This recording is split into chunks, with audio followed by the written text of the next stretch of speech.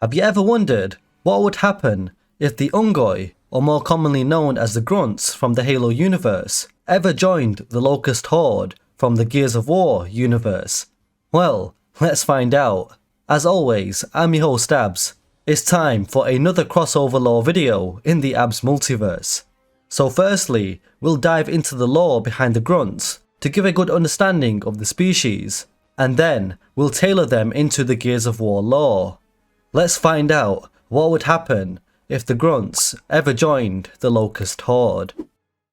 The Unggoy, one of the most iconic alien species in the Halo universe, originally from the planet Balaho, until the Sanshayum discovered them, and then they were forced to join the Covenant beyond their will. The Unggoy became the Empire's lowest ranking species, and were often mistreated by the other species, such as the Kigia, Geralhane, and the Sangili.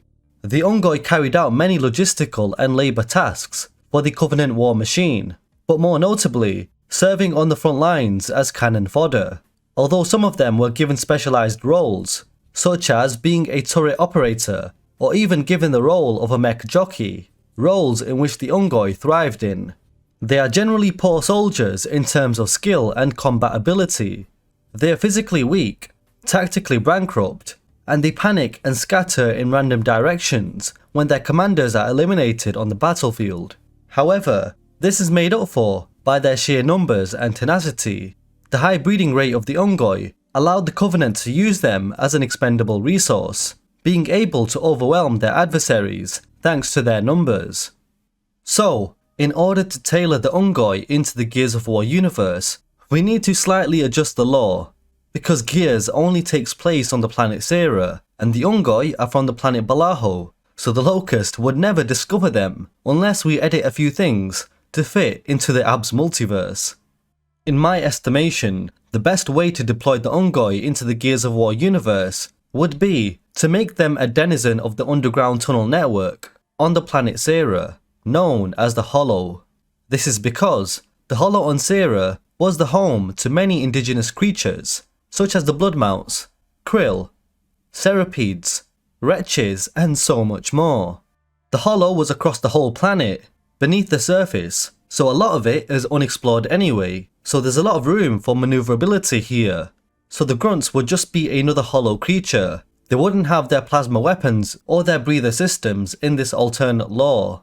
They would just be ancient denizens of the Hollow. Now then, let's fit this into a story. So, during the Locust Horde's early years, they developed their civilization in the depths of Sera, repopulating their drones with their berserkers, advancing their military, technology, as well as genetically engineering many Hollow creatures to be used as vehicles, machines, weapons, and even food.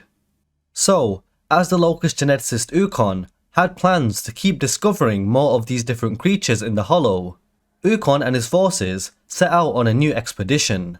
Riding the Bloodmount Hollow creatures that they tamed previously, they arrived in uncharted territories in the Outer Hollow, and there they came across the Unggoy. Bizarre ancient-like creatures, huge in numbers, and were never seen alone. Ukon was in awe at what he had seen, but the Unggoy were territorial. Ukon quickly learnt that he and his squad had to tread carefully because they were outnumbered. But the Unggoy attacked. They may seem as physically weak, but they're not that small. They're actually around 250 pounds. They can tear limbs and maul a human with their bare hands. Although the Locust are way tougher and more durable than the humans, Ukon's squad were quickly overwhelmed by the Unggoy's tenacity and numbers, with the Unggoy climbing onto the Bloodmounts, throwing the riders off, and killing Ukon's squad. Of course, these Unggoy Hollow creatures had no weaponry, since they had always dwelled beneath Sera, but their numbers were too much to handle as they clawed and bit their way through Ukon's squad. Ukon was shocked and enraged to see his squad become pulverized just as he was able to escape on his Bloodmount. Unfortunately, it seemed like Ukon sacrificed some of his lesser brethren to learn more about the Unggoy's characteristics. But now he knows what the Unggoy are all about. He will return, but with a lot more brute force and vengeance. Ukon returned to Nexus on his own after his squad was decimated, and alerted General Srark of the events that transpired. Ukon required more military personnel and expertise, while Srark questioned whether this conquest would be of use to the Locust Horde's efforts to grow. Ukon was adamant that these strange hollow creatures could be of use, so Srark eventually agreed. The 12 feet tall monstrous High General, alongside his blight of boomers and locust drones, joined Ukon on this expedition. They rode out on blood mounts, while the boomers and drones marched behind. They eventually arrived in Unggoy territory. They saw the Unggoy in their natural habitat once again, so Srark charged in with his modified glaive on his blood mount as he sliced the attacking wave of Unggoy into shreds. As Srark decimated the first wave, he noticed another wave approaching. This wave of Unggoy was double the size of the last one, and this wave would be too much even for Srark to handle. But that's where the boomers come in. As the wave of Unggoy charged towards Srark, Srark gave the signal, and the boomers fired their boom shots, destroying the second wave of Unggoy. The other Unggoy watched in disbelief and sadness, watching their brothers being slaughtered by this monstrous humanoid race, through no fault of their own. The Unggoy surrendered and were forced to join the Locust Horde beyond their will. The Locust Blight marched the Unggoy back to Nexus to parade this new species to the Locust civilization and to the Queen, with Queen Mira being impressed with Srark and Ukon's work. The Unggoy would become labourers for the Locust Horde, helping to navigate with tunnels, forge weapons, help with construction and more. They would be forced to breed to increase their numbers for the Horde's efforts. Ukon was a crazy mad locust scientist, so Ukon would experiment on the Unggoy, mutating some of them into different monstrosities, as well as putting different Unggoy into a fighting pit to establish strong formidable fighters, as well as learning more about their strengths and weaknesses. From here we have a time skip to the Lambent War in the Hollow. So 7 years before Emergence Day, many Locusts saw the drones and other hollow creatures become infected or killed by the emulsion mutated Lambent Locust. The Unggoy, by this point, had adopted the Locust religion of the Trinity of Worms, and were firm believers of the religion.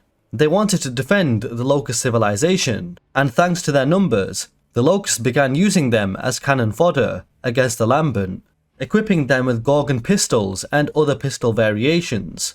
The Unggoy, just like the Cantus, had some strange, natural immunity to the emulsion parasite, unlike the Locust drones, wretches, and other hollow creatures who were susceptible.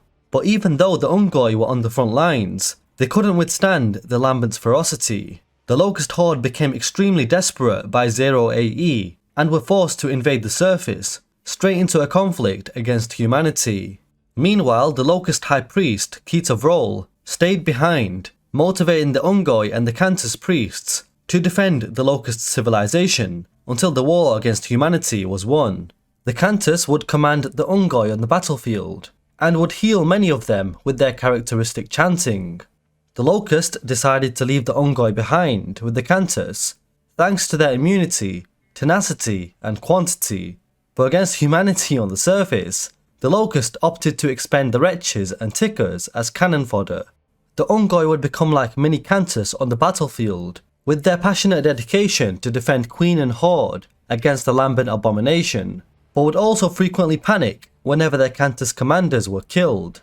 When some of the Unggoy acted like cowards on the battlefield, then their new commanders would learn of this, and would either execute them or feed them to the Bloodmounts, in order to set an example to the other Unggoy.